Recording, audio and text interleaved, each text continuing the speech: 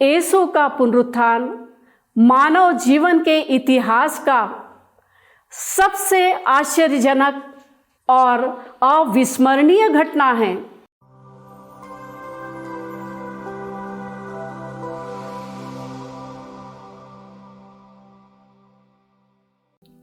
ख्रिस्त में प्रिय भाइयों और बहनों, यीशु के शिष्य बहुत दिनों तक उनके साथ थे, इसलिए उनकी मृत्यु के बाद वे अपना विश्वास खो चुके थे।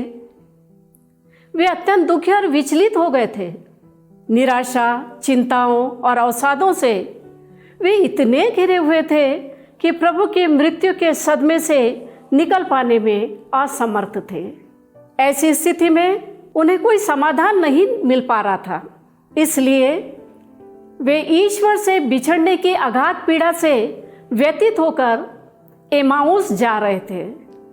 वे आपस में प्रभु यीशु के विषय में ही बातें कर रहे थे कि अचानक ईसा भी उनके साथ हो लिए, लेकिन शिष्य उन्हें पहचान नहीं सके, क्योंकि वे अपने दुख में इस तरह डूबे हुए थे कि ईश्वर को पहचानने में असमर्थ हो गए।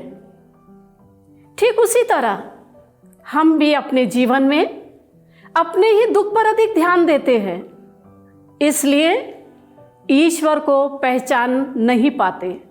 प्रभु यीशु न केवल उन दो शिष्यों के साथ यात्रा कर रहे थे, बल्कि उन्हें धर्म का मर्म भी समझा रहे थे। एमाउस की यात्रा वास्तव में प्रतीकात्मक रूप से हमारे रोज के जीवन की ही यात्रा है। इस यात्रा में यीशु उनके सहचर बनके उनके दुख दर्द को बांटते हैं और उनके हृदय को स्पर्श करते हुए उनके जीवन को बदल देते हैं। सारा वार्तालाप और यात्रा का चरमोत्कर्ष यीशु का रोटी तोड़ना है। जब शिष्य उन्हें पहचान लेते हैं, परिणाम स्वरूप शिष्यों के विश्वास का पुनरुत्थान होता है। यात्रा के दौरान वे विचलित, भयभीत और निराशा से भरे हुए थे।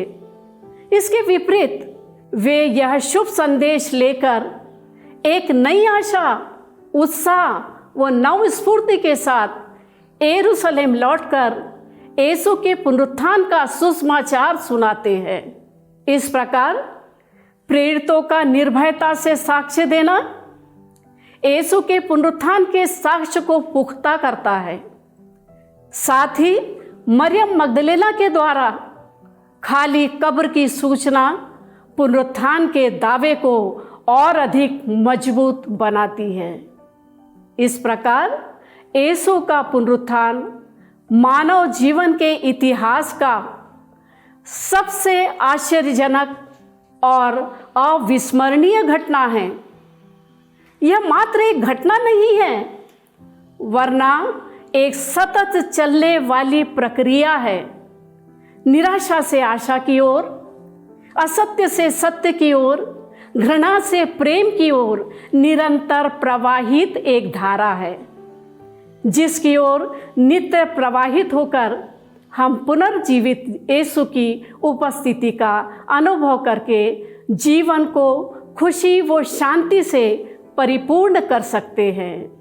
क्योंकि पुनरुत्थान के बाद ही यीशु के अनुयायियों ने यीशु के बताए हुए मार्ग पर चलकर संसार को प्रेम, शांति, भाईचारा और आशा का संदेश सुनाते हुए एक नई व्यवस्था को स्थापित किया।